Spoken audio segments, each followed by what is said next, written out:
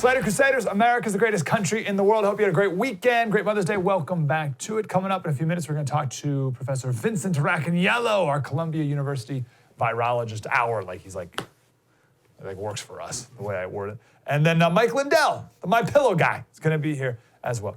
All right, I want to start with this. So we've preached this entire time humility and how important it is to be agile in the face of all this uncertainty. And you can't be agile unless you admit the ways and the places that you've been wrong. You must admit when you're wrong. So, go ahead. You can tell me all the times you've been wrong. No, I'll tell you when I was wrong. And it's funny, the first thing I wanted to say was I wasn't alone. I wanted to push it off. Well, I was wrong, but so was everybody else. I was wrong on something, and I need to adjust accordingly. To everyone else who was wrong with me, I would like to tell you it's okay. There was a lot going on. We got swept up on some things. No shame. Very understandable, but we got to own the mistake. We got to course correct. Last week we introduced the OODA loop. Observe, orient, decide, act. It was devised by John Boyd, greatest fighter pilot in American history. It was dogfighting, what you do when you dogfight, but also every other aspect of life. You have to observe, orient, decide, and act. So we observed the best we could back in March. We oriented ourselves, and the thing that we decided was best, we decided, and then we acted. But as soon as you do that, as soon as you act, instantly you need to observe again. And if you observe that you were wrong, or that things change, then you need to reorient and do the whole process all over again. This is one of my favorite quotes from C.S. Lewis. He said, we all want progress, but progress, it doesn't just mean going forward at all costs. Progress means getting nearer to the place where you want to be. And if you've taken a wrong turn, then to go forward does not get you any nearer to the place you want to be. If you're on the wrong road, then progress means turning around and walking back to the right road. And in that case, the man who turns back the soonest is the progressive man. There's nothing progressive about being pig-headed and refusing to admit a mistake. So it doesn't just mean forward. Progress doesn't mean forward. It means going somewhere where you want to go. And if that means turning around, then yeah, you got to turn around. If that means admitting you're wrong, then you got to admit you're wrong. I'm talking about ventilators. It seemed like, at the time, back in March, again, no judgment, things were up in the air. It made sense, ventilators, right? We have a respiratory disease. Ventilators can keep people alive. We need more ventilators. And that was the thought back in March, that we're going to run out. This is the New York Times back in March 18th, when all this was, kicking up here. There aren't enough ventilators to cope with the coronavirus. And it goes on, talks about how we have about 160,000 ventilators in America, and says, quote, that probably won't be enough if the number of serious coronavirus cases keep climbing. Okay, fair argument, understood. That was March 18th knowledge. I'm not going to criticize whoever wrote that for being an idiot. Made perfect sense back then. Now, the IHME or whatever it is, the projections, which I'm done looking at all, but they say that, so ventilator use in America is about 15,000. Worst case scenario, they say, ventilator use won't go above 50,000. We won't need more than 50,000 ventilators, and we have 160,000. So you'd think we're fine. This is the New England Journal of Medicine, okay? I just wanted to, this isn't some hack. Here I think we have the title here, just so we prove it's not. This is the actual New England Journal of Medicine. Critical supply shortages, the need for ventilators and PPE during the COVID-19 pandemic. This is last week. This is April 30th. All right, so this is not from March 18th. This is April 30th. It says, there's a broad range of estimates of the number of ventilators we'll need to care for U.S. patients with COVID, from several 100,000 ventilators to as many as 1 million. 1 million? 1 million ventilators? Wow, we have 160,000 and we need 1 million. When you hear that, when I heard that, that's when I was like, we got to get Ford. There's like this romantic thing from World War II where we turn Ford into like, they make tanks and stuff like that. So we got to do this. We got to get Ford and GM. They got to be making ventilators. We got to retool the entire factory and make ventilators. We need more ventilators. We need 1 million ventilators. We need the Defense Production Act or whatever. And everyone's criticizing the president because he didn't use the Defense Production Act soon enough to make more ventilators. Now, where did that claim that we need 1 million come from? It came from a paper by the Society of Critical Care Medicine. We have the caption of that as well, just to prove again that that's a real thing as well. Here's the actual paper. This was first posted on March 13th. Here's what it says. Of the hospitalized patients, so they're going through the projections, like we think this many people will get the disease, we think this many people will be hospitalized. So of the hospitalized patients, 40%, so they say that's 2 million, would be admitted to the ICU, and 50% of ICU admissions would require ventilatory support. Okay, so this many people are gonna get it, this many people are gonna be sick, this many people are gonna go to the hospital, this many people are gonna go to the ICU, and 50% of people in the ICU, 1,960,000, 1 million people are gonna need ventilatory support. That's 1 million, that's where they got the million from. Now the New York Times admitted, or they interpreted it like this. They interpreted it as, there are at most 200,000 ventilators in the US, 1 million are expected to be needed. Experts say the Trump administration's approach will doom people to die. Now, first of all, if you read a line like, will doom people to die, okay, they're probably not being honest in how they're approaching the intellect, the journals, and the data in front of them, right? Doom people to die, and they're looking for something to prove that conclusion true, and they're going to misread things like they did here. Did you notice the difference between the article, the original journal, and the New York Times article? Did you see the difference? The original paper from the critical care group, the original paper said, we may need 1 million people may need ventilatory. I think about this as ventilatory support. 1 million people would require ventilatory support, and that's over the course of the pandemic. The New York Times says we're gonna need 1 million ventilators. Do you see the difference? The original paper said up to 1 million people will need to be on ventilators. The New York Times says we need 1 million ventilators. Two very different things. At most, we're gonna need 50,000 ventilators used at any one particular given time, right? People come on them and then off them. So at most, we're gonna need 50,000. Which means if we forced Ford and GM to make 1 million ventilators, then we'd have 950,000 ventilators just sitting around doing nothing. Even if we needed 100,000 ventilators or 200,000 ventilators, we don't need 1 million of them. What a total waste that would be. Now, check this out. On the same day that the New York Times issued a correction on that original story, the original New York Times story, the same day they issued a correction and said, geez, we misread that. We don't actually need 1 million ventilators. It's 1 million people may need to be on ventilators, and we're actually fine with the number. The same day they corrected that, the New York Times published a different story with the original error in it. They said, this is another New York Times article. Again, so the original Times article was wrong. They corrected it like a week later. The same day they corrected it, another New York Times article was written that said the New York States currently has between 160 and 200,000 ventilators, the United States, between 160 and 200,000 ventilators, but could need up to 1 million over the course of the outbreak, according to the Society of Critical Care Medicine. That's not what the Society of Critical Care Medicine said. But it was out there now. It was out there. We need 1 million ventilators, and that belief became gospel and led to super brave exchanges like this one on CNN with Peter Navarro, who's in Trump's White House here. Listen to this. Sure. Right now, it looks like the capacity for the U.S. is going to be about 200,000 ventilators, and what experts are saying is that there could be 1 million needed. So are you going to be able to meet that demand? And are you aware, and is the president aware that relaxing restrictive measures is going to mean that you need more than that? Let me bring you up on the history here of what we inherited. In 2009, when the Obama administration had the H1N1 flu crisis. Peter, why are That you should have wasting been your a time on wake-up. this Hang and on. not solving the problem that you have? Peter, why are you even You talking asked about me, this?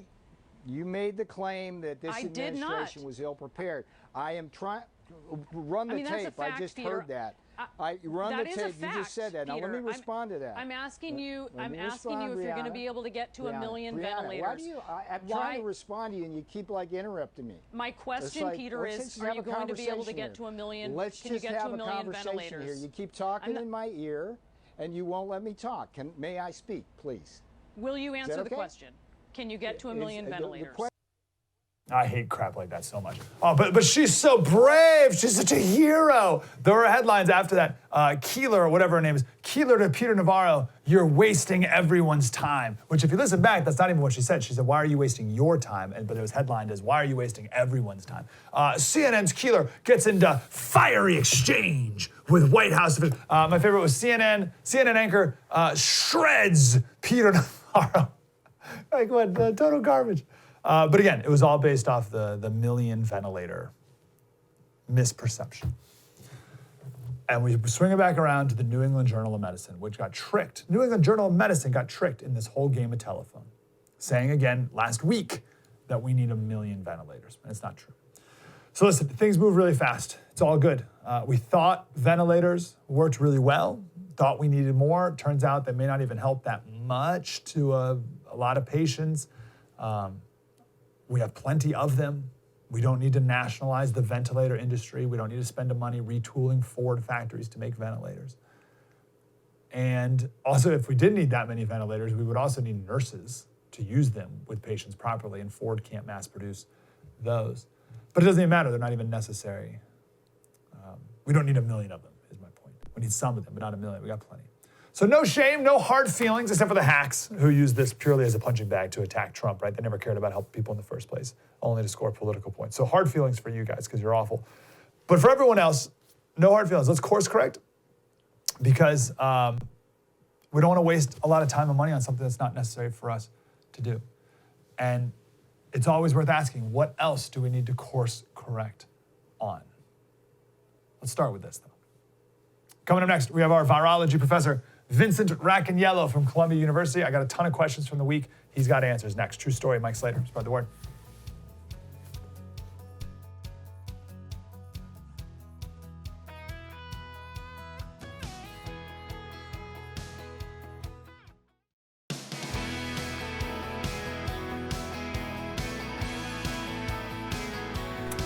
Hey, Slater Crusaders, welcome back. All weekend, I look forward to this time right now, when we can talk with Professor Vincent Racaniello, professor of virology at Columbia University, because we have a whole week of unknowns, and I can bring them and present them to the professor, and he makes it clear for all of us. How are you, sir? I'm well. How are you doing? Really good. I'm glad you're here. I have all my questions here. Let's roll through them. Let's talk about, I saw a map the other day. We've all seen the map of the country and the world, but we'll focus on America. And there's different outbreaks here, there, blah, blah, blah, blah. How do you account for that? How do you account for more in one part of the country and less in another part of the country? And because people are going to be like, oh, well, it's because Miami didn't do this, or Georgia did do this, or how do you, when you look at a map of outbreaks, how do you make sense of that? Well, you can't really blame any particular intervention on the difference, because let's take New York City, right? New York City, you go to work, you're going to encounter hundreds of people before 9 a.m., right? If you go to work in, I don't know, Fargo, North Dakota, you'll see 2 people. And that's the main difference. The social interaction is so big in urban centers, New York, Chicago, San Francisco, et cetera, that you have more circulation. I mean, those are travel hubs where people come from overseas. And early in this epidemic, the virus came from overseas. So it was seeded extensively in those areas. And I look at the U.S., and there are areas with small dots, fewer cases, and they simply have not had the virus brought in to the same extent. And if the virus was brought in, it doesn't spread much because there's not much person-to-person interaction. And I think should be at the top of our list when we look and say what's going on in these different regions. That's the way I look at it anyway. So density is the biggest one? Density and the likelihood that you're going to interact with people, closely on a daily basis, much higher in New York than in rural places, for sure. Makes perfect sense. So if density is factor number 1, what would maybe factor 2 or 3 be in its spread? Well, it could be the age of the population. You know, if there are a lot of kids get infected, but you really don't know it, and they're really good at spreading virus to other people, and that could make a difference. Obviously, some areas have more kids than others, and especially, retirement areas and so forth. So that could be a factor as well. So the R naught number, we all know what that is by now, so I think I had this epiphany the other day, correct me if I'm wrong, that the R naught says something about the disease, but it also is a factor of people's behavior too, right? Yeah. How do you calculate the R naught when there's such a variable in people's behavior, depending on if you're in New York City or Fargo? Yeah, that's a very good question. So what you have to do is early in an epidemic, if you want to know the absolute R naught, right? The absolute R naught for a virus, which is how many people an infected person could infect on average, you have to do it early before you do any interventions. Because if you keep people away from each other, you can reduce the R naught. And in fact, that's what we're trying to do by sheltering, is bring it below 1 so that'll burn out the outbreak, right? So for this virus, very early on, they determined it was about 2 to 3. So if you're infected, you could on average infect 2 to 3 other people. And that's why the outbreak keeps going, right? Imagine you have an infected person on the subway, infects 2 or 3 people, they infect 2 or 3 people. I mean, so eventually you have something going. So you want to bring it below 1. You can do that by separating people and making sure that they're not transmitting it to others and so forth. So R naught, the fundamental absolute R naught is a property of the virus, but then the effective R naught you can bring down by social distancing and other things. Okay, so those are the two distinctions. I made up this, in this dystopian world where instead of shaking hands, when you greet someone, you sneeze in their face or something. Then the R naught would be a crazy, crazy high, right? That's right. But that's because it's a factor of people's behavior, not so much just the disease itself. Okay, that was interesting. Right. So, all right, I got a question about super spreaders, but let's start with men and women. Why do you think men seem to be getting this more often than women? Well, that was a question that came up early on, right, in the outbreak in China, that looked like mostly men were dying in particular, getting serious disease. And the explanation was there that, we don't know the real explanation, but the idea was that men mostly smoke in China, right? That may not be the only answer. It could be hormonal. Yeah, obviously there are hormonal differences between men and women, which can impact your immune response and so forth. So we don't have an answer to that, but I think that's a likely possibility. I'm not sure if the smoking would apply, in the U.S. any longer, because, I don't know much about smoking habits, but I would say in the U.S. it's probably genetic or hormonal differences, and that we will still have to figure out exactly what's going on there. I read something and I stopped reading because I didn't understand, but something about enzymes. Do men have different enzymes than women do that make the virus more likely to spread and multiply? Well, you probably were reading about the receptor, which is an enzyme called ACE2, right? And that's on the cell surface, and there may be differences, in men and women. That could be another thing. I mean, that's a speculative thing, and there's not a lot of evidence, in my opinion, for it, but it's something that we can look at, and over the next few weeks we might get some answers. But that could be a difference in the receptor. Is this is this a thing normally in viruses that they affect men and women differently? Yeah, it is actually, and not always men more than women, but sometimes women more than men, right? It varies, and women have different hormones as well, and they can impact their immune response to infection. And people have done studies, say, of flu vaccination, and they see that women respond more poorly than men, and it's thought to be a consequence of different hormonal levels. So yes, this sex difference in responses to infectious diseases is very well understood, not very well studied though. You said it twice, that you said it's mostly an effect of the immune response, not so much the virus in the cell of a man or a woman. It's the body's reaction to it that's different. Yeah, that's where the main evidence is pointing, that it's your immune response to the virus, which is influenced by, hormones, whether you're a man or a woman, or those are different, and that can influence your immune response. That's one idea. But it's not the virus. No, men and women obviously are getting the same virus, right? So it's something in them that is making it different. And, something like this virus, which is infecting a lot of people, gives you a lot of opportunity to study what's going on here. Okay, let's talk about super spreaders. I'm so fascinated by this idea, and I want to read more about it. I haven't read too much, but it seems to me, and correct me if I'm wrong, that you can have an area doing all the right things, whatever, but you just get one person who's just sneezing on everything, and it can like blow up the numbers. I read about in Seoul, one guy went to, I think, 5 bars one night, just a couple days ago, or I guess it was 2 weeks ago, who knows, and got 40, they had to test 1,900 people, they got 40 positive tests, and they shut down all the bars and clubs again because of this one guy, right? Tell us what we need to know about super spreaders. So a super spreader is somebody who doesn't follow the R0. Okay, so the R0 for SARS-CoV-2 is 2 to 3. A super spreader can infect 10 to 15 people. And so that's why we call them super spreaders. They're pretty rare, but we know they were around for the first SARS. There was a doctor who checked into a hotel in Hong Kong, and he infected many, many people. He was a super spreader. There were super spreaders early on in this outbreak. There was one, I believe, in China where a man walked through a emergency room for 5 seconds and infected 10 people. All right, so that happens. That's what a super spreader is. You don't know who they are, obviously. Otherwise, you could, well, you know what? If we did more testing, we could identify infected people and quarantine them all, and then we wouldn't have this issue. But they're going to slip through. So why is there a super spreader? That's the question. What are they doing that's different? And we don't know, but here's what I think. I think they make a lot more virus in their respiratory tract, their upper tract. Okay. And therefore, those little droplets that you make, remember, I think you and I talked about this. When you talk and sneeze and cough, you make droplets of different sizes. Big ones that drop to the ground, middle-sized one, a couple of feet, and then tiny ones that go a long distance. So mostly we think SARS coronavirus doesn't go in those tiny ones. But I think in a super spreader, it does because they're making so much virus. It gets into those tiny, tiny ones. And those can travel many, many feet, right? They can go across a bar. They can go across a classroom or an emergency room. And I think that's one of the things that makes a super spreader is the ability of the virus to be in those tiny droplets. Interesting. So I would have guessed that it was a super spreader was more of a factor of their behavior and less so their actual production of the virus. But your hunch is it's more the virus, the viral load they make.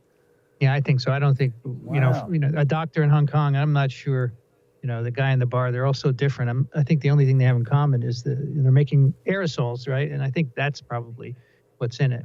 What's the solution? Okay. Yeah. Can we take a quick break, Professor, and we chat for a few more minutes?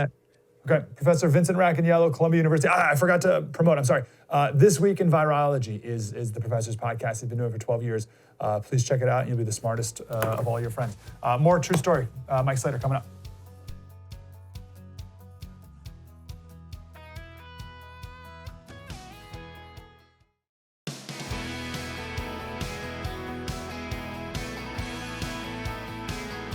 Hey, Slater Crusaders, back with more. Professor Vincent Racaniello from Columbia University. He's the virology professor there. And the podcast is This Week in Virology. Please download that now. Professor, again, thanks for your time. So we're just talking about viral load and, super spreader maybe makes more of this virus that they spread.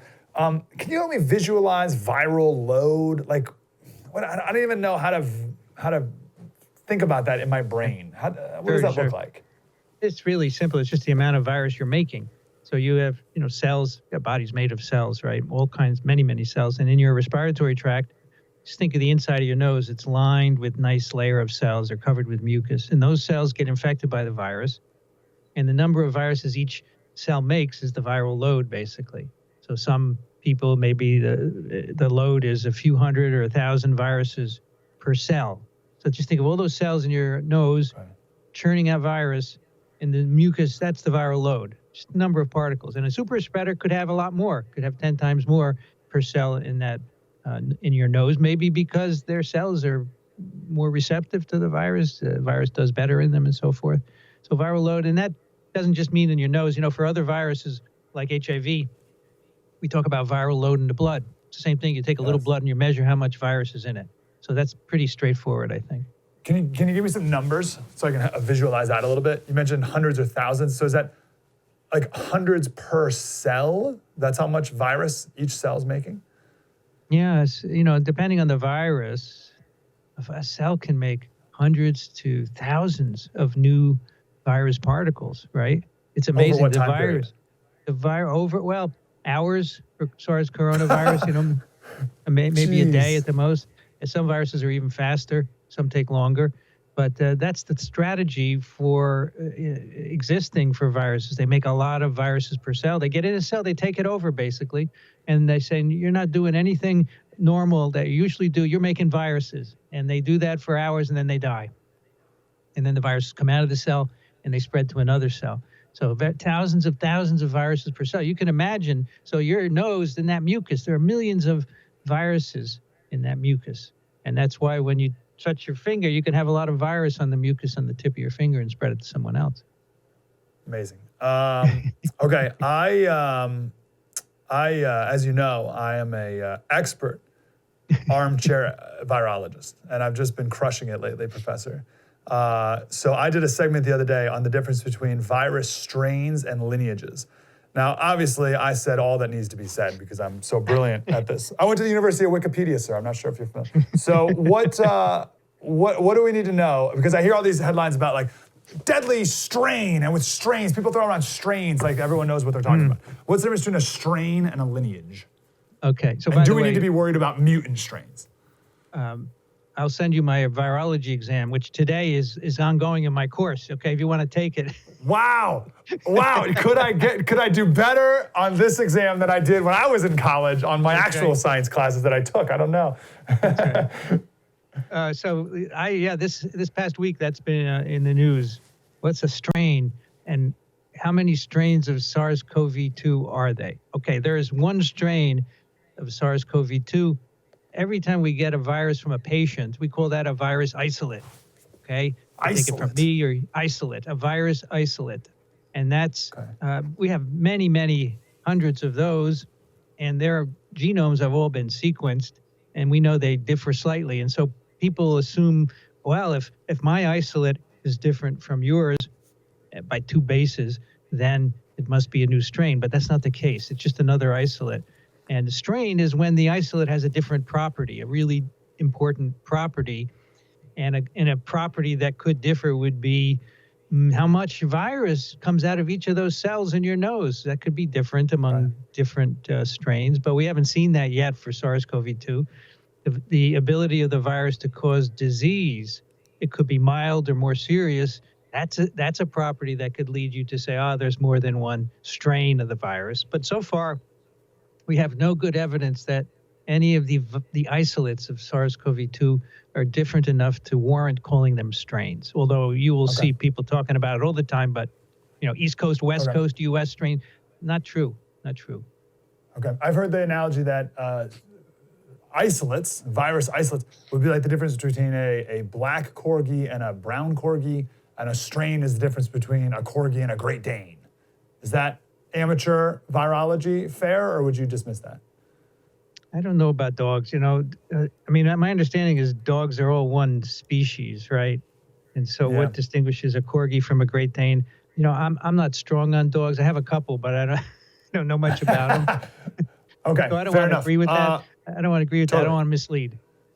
That's big time University of Wikipedia stuff. Professor, you wouldn't understand. Right? You're pretty low level Ivy League. We're up here at Wikipedia. Okay. Let's see. Time is limited. Let me ask you this: if you were advising the governor, would you suggest we open up schools or not? When are you talking about? Right now? Let's do next Monday or in the fall. Okay, I would say in the fall we can open up schools. We should keep them closed for the summer, because we want to watch the infection numbers on a daily basis, the hospitalization numbers. They're all going down. Okay. But we're going to start letting people go back to work slowly in the next few weeks, right? We want to make sure that doesn't cause another outbreak, because we don't want to have to close again. But I would say let's go slowly and use some processes like face mask wearing, social distancing. Even when we're out there, businesses should keep the numbers down and so forth. And we'll see how we can handle it that way and do a lot of testing and quarantine. And if we can keep the numbers low without an outbreak, then I'd say in the fall we can open schools. But they're not going to be schools as we know it. We have to change something. We have to have fewer kids per class and so forth. But people are working on trying to sort that out. That's what I would say. Yep. Okay, so you would delay for the sake of getting more data to see how things go as we start to open up.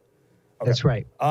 Do you get the feeling that people kind of accepted this as, oh, this could be a very big deal, and because it didn't hit expectations, that a lot of people are like, that's nothing. This whole COVID, it's nothing. It's no big deal. It's overblown.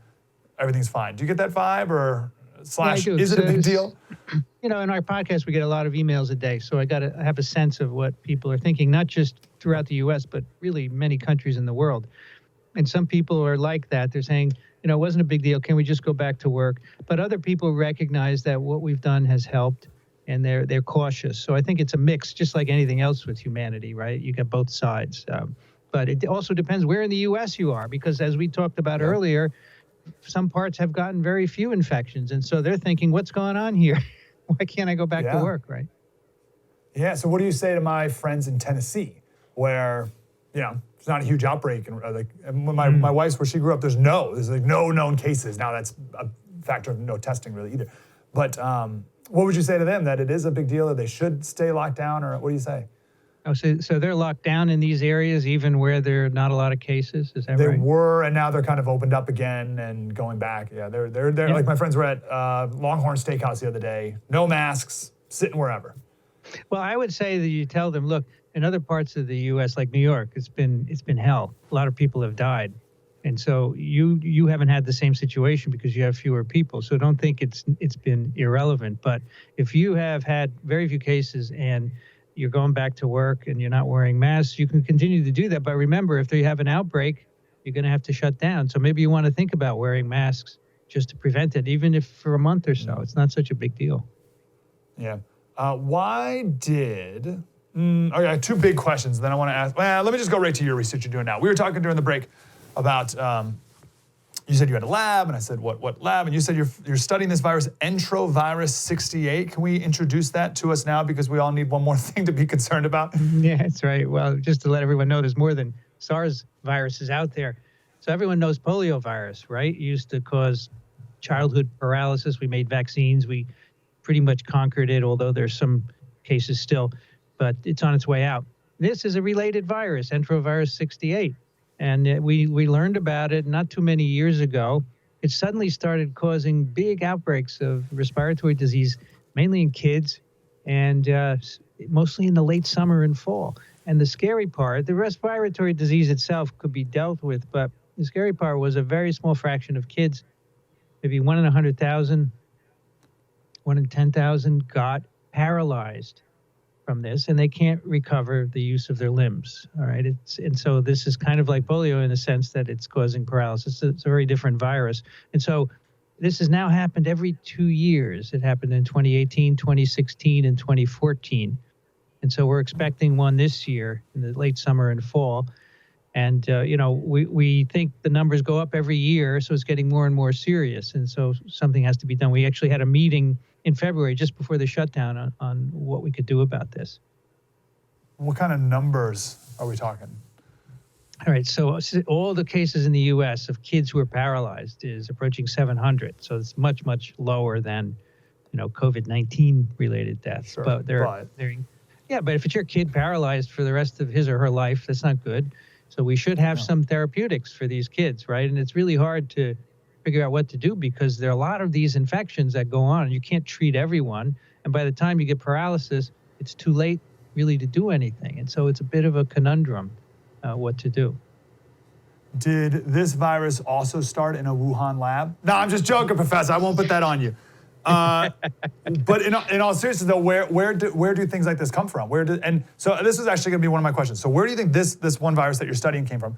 And how does a virus all of a sudden go from an animal to a human? Like, what changes in the virus that makes that a thing that happens? So all of our viruses came from animals, some kind of animal. So, for example, measles came from cows 15,000 years ago.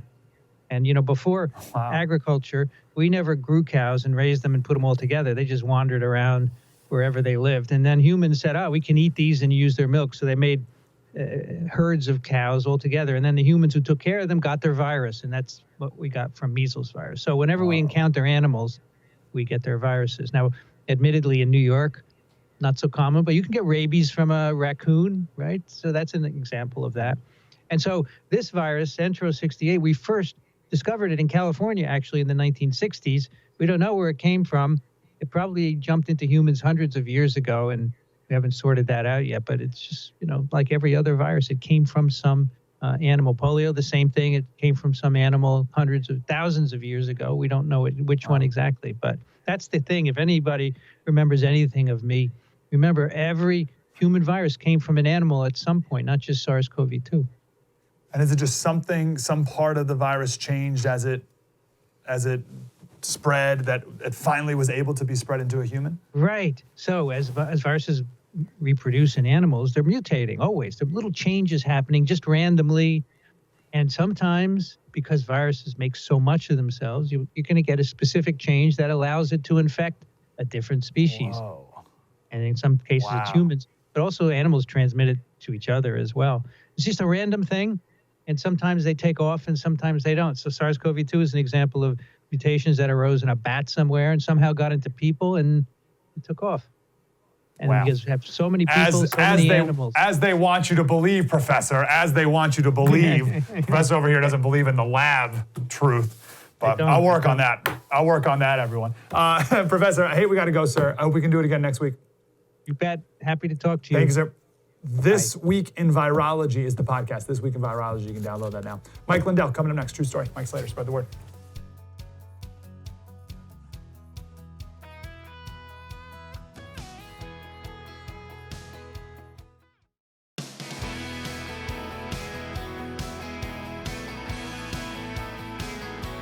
Hey, Slater Crusaders, what an honor to talk to our next guest. Mike Lindell, you know him as the My Pillow guy, but he's so much more than that. He's got a book called What Are the Odds? From Crack Addict to CEO. Mr. Lindell, how are you, sir? I'm doing great. Great to be here. Really good to talk to you. Before we get started, I want to thank you for your work on the movie Unplanned, and for the lives that you and this movie have saved because of it. So thank you for that. Let's start there. Why'd you want to do that? Why'd you get involved with that movie? I actually got a call. It was a year before the movie came out, and I was on my way overseas to Israel, and I got a call from a guy, and he goes, yeah, Mike, I hadn't talked to him in 3 years. He says, yeah, we prayed about it, and you're going to be in our movie. I said, well, I didn't pray about it. What movie? I didn't even know didn't remember who the guy was. And he told me about this true story of Abby Johnson at Planned Parenthood, how she flipped on him and because she'd seen what was going on. And I did. I prayed about it. I said, okay, I'll be in the movie, but I want it to be a quality movie, not just a quality message. Do you guys need any money? And they said, well, matter of fact, we're short $1 million or the movie won't be here. And I actually wired the money. I felt I was led to wire the money without even a contract or anything. And I got back from Israel. We filmed it at a secret location in Oklahoma. I did my cameo, and it came out that spring last spring with all the perfect timing, God's timing, where they're killing the babies in Virginia and the unborn in New York and celebrating it. And it was interesting. I did the red carpet event in California, and all these protesters are there, and they're going, Mike, can we get your picture? Can we get your picture? And I went over to them. They made them put down their signs, and they took some pictures. I said, are you guys all pro-choice or something? They go, no, we're getting paid. No. And the My Pillow was a greater, they had more love for My Pillow and you than they did hatred for the movie. How funny. What is and we got a lot of other stuff to talk about here, sir, but what does $1 million do to increase the production value of a movie? You know what I mean? Like increase the quality of the movie. I've learned a lot about movies and books and music and all. It seems so many middlemen and so many things just taken. It's all a big formula now. And these guys were making a quality movie. They were just short the money. And I learned a lot. I mean, they put out all these, cheesy movies, and they have a formula where they make X amount.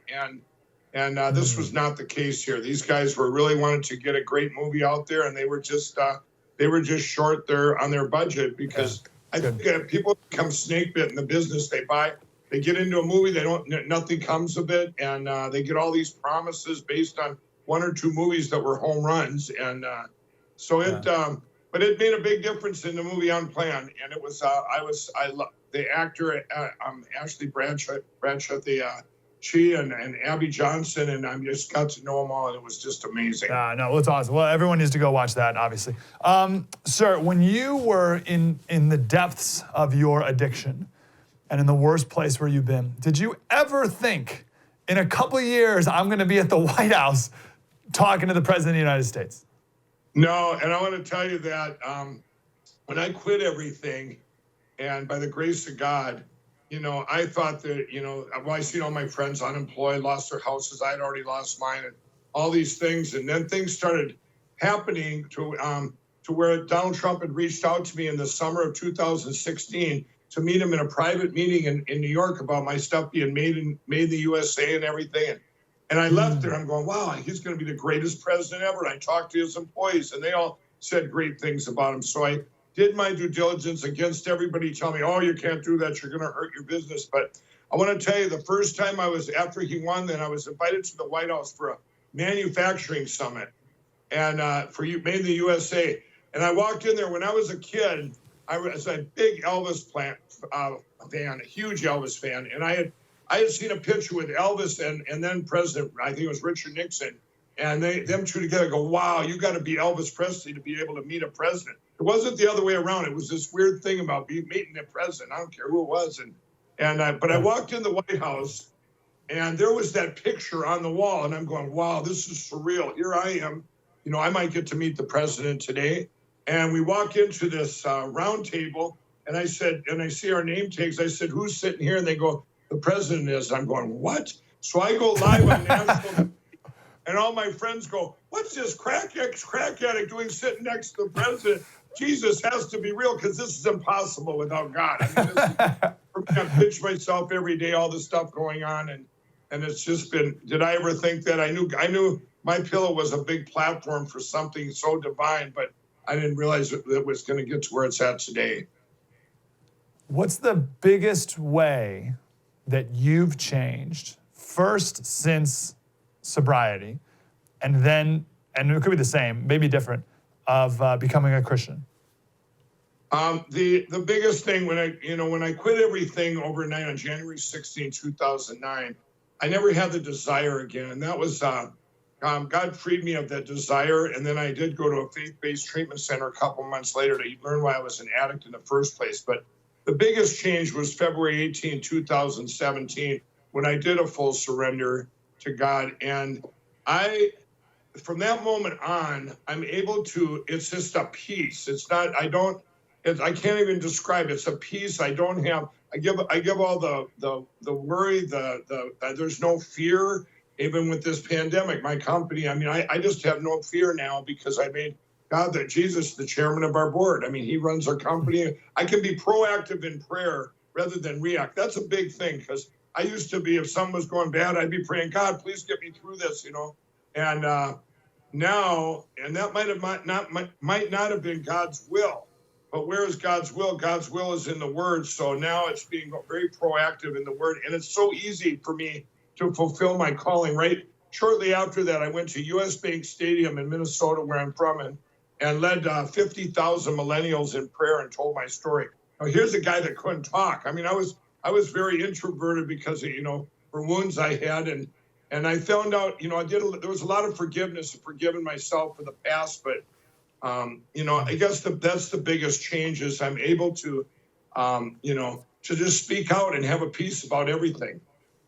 In the name of peace, if you lost it all, if your company went bankrupt, how would you feel? I've been up and down so many times. I just keep the faith. It's kind of like I have lost everything many times in my life, and it's just that's not where it's at. To me, it's there's more to it than life on earth. I mean, there's eternity, and that's so it would be. I would take it in and go, okay, where do we go from here? Anybody when I've lost everything so many times where things have happened, you learn from it and you feel, why did it happen? Every input has an output. So if you have all of a sudden you lost everything, well, how did this happen? And then you learn from that, pick yourself up and move on. And I wouldn't change anything in my life if I wasn't where I'm at right now. I had to learn from all those deviations and all those experiences to get where I'm at now. Yeah, we just touched on this on the show the other day, that I just threw out this theory that people who have lived in poverty before are facing and have a posture through this pandemic that maybe is more confident than other people, because they know that they don't want to go back to poverty, but if they can get out again, right? Do you think do you relate to that? You know, this happened in 2008. I was still a crack addict then, and all of a sudden, 2009, I quit everything. January 16, 2009. All these people, friends of mine I knew that had lost their houses. I had already lost mine. They had never experienced anything like that. And they went into, a lot of them went into addiction. A lot of them they couldn't take it. I know a couple of friends that had committed suicide. I mean, these are things that you're right, they couldn't handle it because they hadn't been there. And so that's where God comes in too, to not live in fear. And I've told everyone during this pandemic, to people that have been through stuff, reach out. This is the time for the great revival. Reach out to your friends that haven't been through it. Like myself, I have people calling me all the time for confidence. And, are we going to get through this, Mike? How are we going to get through this? So, your leaders out there, your people that have been through things, diversity, help your friends that haven't been through it. Give them confidence. And that works the same way with addiction. This is the perfect time to, if you made it through addiction, reach out to someone that hasn't made it through. Yeah, perfect. Sir, I hate we have to run. We have a special on Friday. So let's talk again during that special, because I want to talk to you about Trump. I got to talk to you about business, like made in the USA. I want to talk to you about making masks. We have so much more to do, but I wanted to get all that important stuff out there first. The book is called What Are the Odds? From Crack Addict to CEO. And of course, it's Mike Lindell from MyPillow. Go buy some pillows. Mike, appreciate you, sir. Thank you. Slater Crusaders, that's our show today. Geez, that flew by. We'll do it again tomorrow. We'll see you then. Hey, download the app for free in the App Store. Just search for The First TV. Totally free. Everything's there on demand, and you can watch live all of us, Buck, Dana, Jesse, me, right there. The First TV in the App Store. See you back tomorrow. True story, Mike Slater. Spread the word.